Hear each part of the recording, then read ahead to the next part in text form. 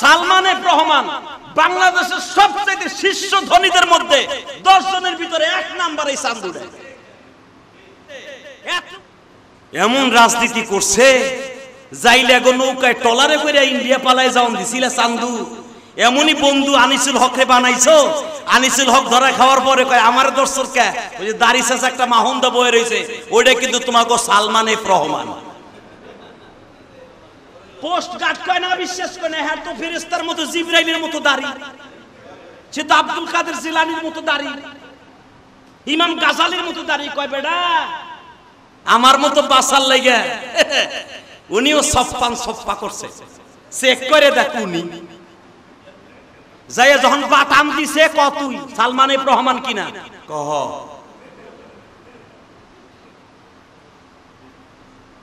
মনে রাখো আল্লাহ ছাড় দেয়, বলেন বলেন বলেন বলেন বলেন, ছাড় দেয়, ছাড় দেয়।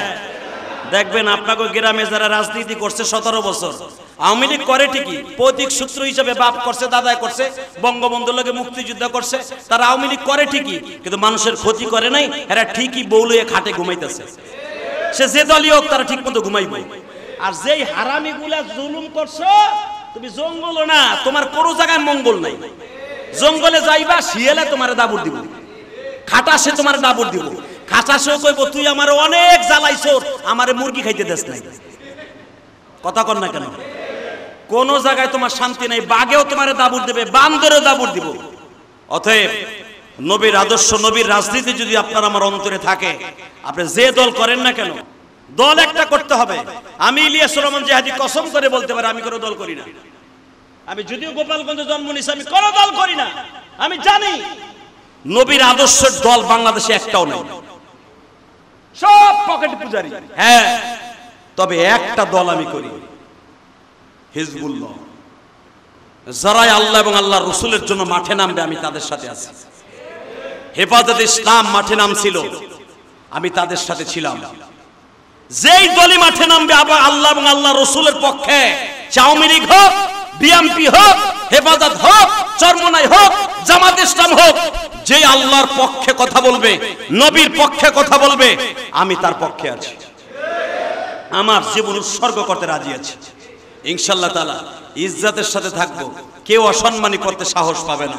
শুধু আপনাদের খেদমত আরজ করব, আপনাকে কেউ অসম্মানী করতে পারবে না। তবে ছাত্র সমাজকে আমি ধন্যবাদ জানাই, যারা বাংলাদেশের ন্যায্য অধিকার আবার ফিরাই দিয়েছে, ভোটের অধিকারকে ফিরাই দিয়েছে। যা বিএনপি 1000 বার জন্ম নিলেও পারত না আওয়ামী লীগ সরকারে হটাইতে, যারা ছাত্র সমাজ ফিরেছে।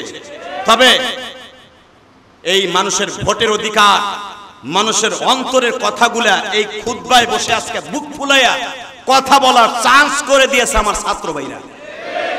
দোয়া করব ওই সমস্ত ছাত্রদের জন্য যারা আজকে বুক ফুলাইয়া প্রত্যেকটা ইমামকে, খতিবকে, আলেমকে, এমন আওয়ামী লীগের নেতা আছে তারা ওই এমপির কাছে নাক ছিটকাইয়া, আপনাকে সমর রাজীব হোসেন সমর আছে না, এর সামনে যাই একটাও নাক ছিটকায় কথা বলতে পারে নাই। সমর যদি আয়া কইছে, কেন আমি চিনি তো এটারে, ও যদি আয়া কইছে আবুল ভাই এই জমিটা আমার চয়েস হয়েছে, এটা আমার লাগবো, ও 2 বছর পরে লই লইছে। কথা বলেন না কেন? মনে রাখবেন, মনে রাখবেন একটা কথা, আমার এলাকায় যত এমপি মন্ত্রী আছে গোপালগঞ্জ, কত এমপি বলছে এই জায়গাটা আমার লাগবে, নিয়ে নিছে। আপনি কানলেও কাজ হয় নাই, কিন্তু মনে রাখতে হবে আল্লাহ রাব্বুল আলামিন সব কিছুর করনেওয়ালা। উনি বলেন বান্দা তোর আসল জায়গাটা হলো 3.5 হাত। কয় হাত? এইটুকের উপরে তোর এই জায়গাটুকু কেউ নিতে পারবে না, সব নিয়ে যাবে, এইটুকু নিতে পারবে না, এটা মাথায় রাখিস।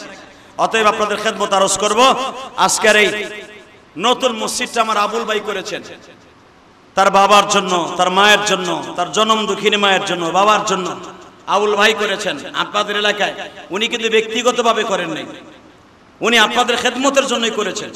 উনি যদি ইচ্ছা করতেন এখানে হোটেল করবেন, পারতেন না? এখানে বিল্ডিং করে ভাড়া দিতে পারতেন না? আমিও গুনাহগার, একটা মসজিদ করছি কেরানীগঞ্জে, 4 কোটি টাকা খরচ করে। ইনশাআল্লাহ বলেন, আপনি ভাইবেন না যে ওয়াজ করে করে আমরা বুঝি বোর্ড 3 পিস কিনি, বাড়িঘর খালি করি, খালি আমাকে বকেন উল্টা পাল্টা। আমিও 4 কোটি টাকা খরচ করে একটা মসজিদ বানাইছি, নিজে জায়গা কিনা কেরানীগঞ্জে। আমি কাউকে বলি নাই যে আপনি আমার 1 বস্তা সিমেন্ট দেন। যদি কেউ ইচ্ছা করে দিছে তাহলে নিছি। তার ভিতরে আমারে যিনি দিছেন এই দাতাদের মধ্যে আমারে 60 থেকে 5 টন রড দিছে আমার মসজিদের প্রথম ছাদে আমার এই আবুল ভাই। আলহামদুলিল্লাহ বলেন না? আমার মসজিদের আমি চাওয়া ছাড়াই, তার কাছে আমি 1 টাকাও চাই নাই, সে আমার মসজিদের প্রথম ছাদের rod 60 ton rod, 4.5 ton rod সে দিছে। এরকম তার অবদান আপনাদের গ্রামের ছেলে অনেক জায়গায় আছে। শুধু আপনাদের খেদমত আরজ করতে চাই, ওই আল্লাহ এখনো আছে না নাই? আছে ভাইজান, সব দিয়ে চলে যাবেন। কেউ আপনার আপন না, আপনার রাজনীতি আপনার আপন না, ব্যাংকের টাকা আপনার আপন না, এমনকি আপনার ঘরের বিবিও আপনার আপন না। আপনার আপন একমাত্র আপনার নেক আমল আর বদ আমল। যে কোনো একটা জিনিস সাথে আপনার যেতে হবে। আল্লাহ রাব্বুল আলামিন আপনাকে আমাকে সঠিকভাবে বুঝ দান করুক। জোরে কোন আমিন। যতদিন বাঁচবেন বলেন কোন মানুষকে আর কষ্ট দিবেন না, ইনশাআল্লাহ বলেন। কোন মানুষের অন্তরে কষ্ট দিবেন না। যারে আজকে আপনি কষ্ট দিচ্ছেন, যার বাড়ি ঘরগুলো জ্বালাইতেছেন, তবে ভালো লাগবে। এই কিছু দেখার পরেও যদি আপনার ভালো না লাগে তাহলে আর কি দেখাবো আপনারে। আল্লাহ রাব্বুল আলামিন আমাদেরকে বুঝে বুঝে আমল করার তৌফিক দান করুক। জোরে কোন আমিন। আরো জোরে কোন আমিন। যে যেভাবে আছেন সুস্থ থাকেন, ভালো থাকেন, দোয়া করেন ওই সমস্ত শহীদদের জন্য। আমার কওমি মাদ্রাসার 100-র উপরে ছেলে এই আন্দোলনে জীবন দিয়ে শহীদ হয়েছে। হাজার হাজার মায়ের বুক খালি হয়েছে। হাজার হাজার মা এখনো পর্যন্ত সন্তানরা হসপিটালের বেডে রাইখা মা প্রতিদিন যায় নামাজে বসে কান্দে। দোয়া করেন ওই সমস্ত ছাত্র ভাইদের জন্য, দোয়া করেন কলিজার টুকরা সেই শহীদদের জন্য যারা বাংলাদেশের ভোটের ন্যায্য অধিকার ফিরাই দেওয়ার জন্য আন্দোলন করে। সেটাও একটা জিহাদ। অতএব আল্লাহ রাব্বুল আলামিন আমাদের সবাইকে কবুল করুক, আবুল ভাইয়ের এই মুজাহাদাকে কবুল করুক। আমার মন বলে যদি আপনারা সবাই মিলে জিলে আর একটা কাজ করেন, মসজিদটা ছোট হয়ে গেছে, মসজিদটা যদি আর একটা বড় হইতো, আমার মসজিদ এর চাইতে বড়, যদি আর একটু বড় হইতো, যদি পাশের জায়গাটা পাওয়া যাইতো অথবা এই জায়গাটা পাওয়া যাইতো, মসজিদটা বড় হইতো, আজকে আপনাকে খাড়াই থেকে কথা শোনানো লাগতো না। আপনারা মসজিদে, আমার বিশ্বাস এই মসজিদের দোতলার কাজ খুব তাড়াতাড়ি ধরতে হবে, অতি দ্রুত দোতলার কাজ ধরতে হবে। কারণ আপনাদের যে প্রথম দিনই আবুল ভাই কিন্তু আজকে জুমার নামাজের পক্ষে ছিল না। উনি বলছিল আসরে পরে দোয়া করে উদ্বোধন করে দিয়ে যান। উনি আমার খুব মহব্বতের মানুষ, এত মহব্বতের মানুষ। এবং ওনার একটা ছেলে আছে, ওনার 2টা মেয়ে, একটা ছেলে। ছেলেটা ওনার সাথে বেশি ভক্ত আমার। দোয়া করি আল্লাহ ওকে আর বাবার মতো বানায়। ওর দিলও অনেক বড়, দান দক্ষিণের দিক দিয়ে অনেক অনেক উপরে। শুধু আমি একটা জিনিস মনে রাখবেন, দুনিয়া থাকবে না কিন্তু এই মসজিদটা কিয়ামত পর্যন্ত থাকবে, ঠিক না?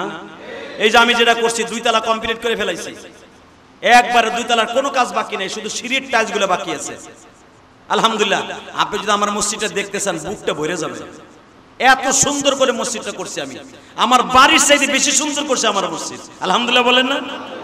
এই যে আমার ভাই আবুল ভাই এত সুন্দর মসজিদটা করছে, সে আমারে বলে হুজুর জিয়াদি ভাই আমি জুমার নামাজ দিয়ে উদ্বোধন করবো না, আমি আসরের নামাজ দিয়ে উদ্বোধন করবো। আমি বললাম হনেন, যদি মুসল্লি 5 জনও হয়, আমি বলছি না 5 জন মুসল্লিও যদি হয়, জুমার নামাজ দিয়ে মসজিদ উদ্বোধন হবে।